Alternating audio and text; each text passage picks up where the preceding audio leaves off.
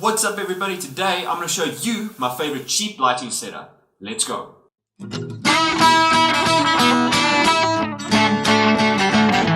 Welcome back to another episode of my Pretorius Photography, guys. If you are new here, we talk about photography, tips and tricks, how to's, and even do reviews on different photography equipment. So if you're interested in that, consider subscribing down below, press that notification icon, and you'll never get left behind. Today we are doing part 1 of a 3-part episode about portrait photography, and today's episode is about lighting your portrait photography. I've got a piece of equipment, very low budget, and it does a phenomenal job. So if you're getting into portrait photography, this is a very portable system. You can take it anywhere. It's very small, compact. It does a fantastic job at it. So without further ado, let's get into it. First thing you'll need is a good stand. I use the Pretorius P200 Mark II. Now there are cheaper stands out there. This is one of the more expensive ones. I prefer this one because it takes up less space. It folds up very small. Now, yes, there's a drawback to the fact that this thing folds up very small, but I feel the fact that it folds up very small is kind of more beneficial to me in the long run versus the negatives. One problem with the fact that it is small is the fact that the legs don't spread out that wide, so you don't have the securest of all base. And I kind of feel that is true when you are shooting with an umbrella, and then it does matter. Then get a nice C stand, or get a stand that has got a much wider base at the bottom for where the feet fold out nice and wide. But for me, personally, the Pretorius is a fantastic stand. I've used it many times. It folds up the size of my tripod, so I can just stick it in the back and it fits perfectly. And you know me, I like to pack light because at the end of the day, I have to carry everything. Another reason why I chose this one above the other tripods is, yes, you get bigger ones, but this one's got 4 points of adjusting its height, and it allows you to get your lighting very high to get that more natural look, that more coming from the sky look, versus getting a very small fat tripod that gives you that like side light. It just looks like somebody's using a light. So I like a stand that you can set up that gets the light a little bit higher than your subject, so you get that more natural, it's coming from the sun look. Now let's talk about the modifier that I use. I use the Cactus softbox kit. Now this specific kit is meant for flash photography. The reason I chose this kit is the fact that you use your flash with it. It's always cool to have those big studio lights with you, and it's always fun because you have that much more room to play with versus light. But I generally always take my flashes with me. They're nice and small, compact piece of lighting equipment, and they are very versatile, very dynamic, and they push out just as much power as a normal studio light would. So here's the clamp that you get in the kit. So this thing attaches to the top of your stand. It's got a little clamp here that you put the stand's top piece in. In here is where your flash goes, and you take this screw to tighten it down and hold it in securely in place. Now this clamp is cool because it's got the adapter for a bones mount on it, so you can mount any bones type modifier that you currently have or planning on getting. Now the modifier part of the kit, it comes with a very square type softbox that folds up nice and small, and it has 2-step diffusion. So it's got a diffuser on the front of it and a diffuser more towards the back of it, and it gives you that very nice and soft and gradual light. And then it also comes with a honeycomb grid. I love that it comes with a grid. It is fantastic for the way I shoot. I like to isolate my subject using light and not always using depth of field.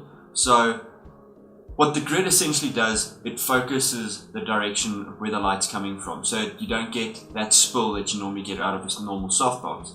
The grid attaches to the front, in front of the softbox. It directs the light straight to your subject, and you don't get the amount of spill that you would get with just a normal softbox. Now, as I said, this is a very portable light setup. This entire softbox folds up into, well, it fits into this tiny little bag, which is, well, this is next to my face. which is amazing. It fits into this tiny little thing. Fantastic. You can always keep it packed with you in the car. It doesn't take up much space and it's always handy to have around. Let's get into the meat of any lighting setup. The light. Now I personally use the Yongnuo 600 EXRT. Fantastic light for the price. Is for you Canon shooters out there, it's the equivalent of the 600 EXRT Canon flash for a fraction of the price.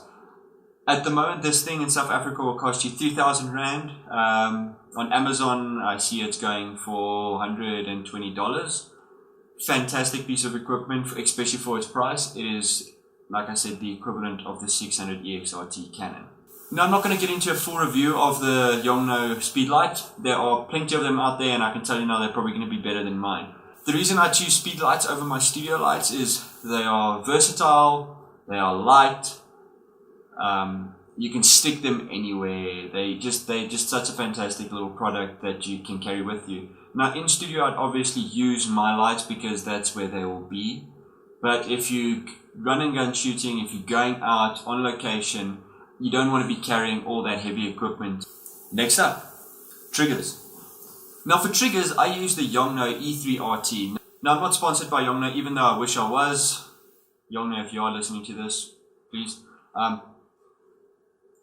I love this piece of equipment because it's very compatible with my Canon, the exact same way the Yongnuo Speedlight is. It connects up to the 600 EXRT very easily, and it's got a bunch of different functions.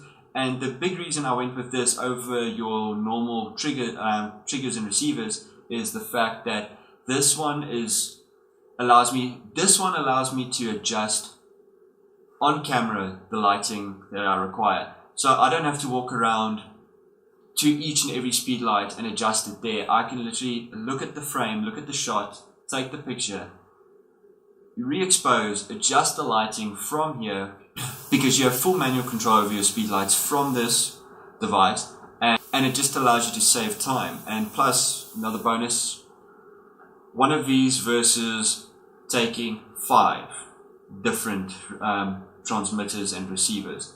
The reason I chose this over buying the big amount of transmitters and receivers is this one I can adjust all my lighting manually from here, so I don't have to walk around to different flashes and adjust the lighting at each and every one of them, because this thing just allows you to save time, because all you have to do is just look at your shot, expose for it, take a picture, figure out what you need to do with the lighting and adjust it on the spot right there. You don't have to walk to each and every one and maybe just move something in the wrong way. It allows you to do multiple functions. You can shoot in full TTL, and that is perfectly fine. It works fantastic. If you're going to spend that amount of money on flashes and transmitters, it should be able to shoot completely automatic and it should look fantastic. But you also have the options of shooting on manual, and you can also group them and trigger different ones at different times. It's just such a fantastic little piece of equipment, and that's the reason why I prefer them over taking the bunch of different transmitters and receivers. Now in studio I do use my transmitters and receivers like that because this one doesn't link up to different studio lights, but this one links up to my flashes, and most of the time I am using my flashes over my studio lights, which seems a bit stupid, but really if you've used flashes at all, you'll realize how fun they are and how versatile they are as a studio light. That's all for today. Thank you guys for watching. If you aren't already, press that subscribe button down below. It's really appreciated. And also maybe check out my Patreon, where you guys get behind the scenes special feedback from yours truly over here. Links will be below. And smash that thumbs up button and leave a comment. For the first 30 minutes I will be commenting back and responding to you guys' comments. Peace.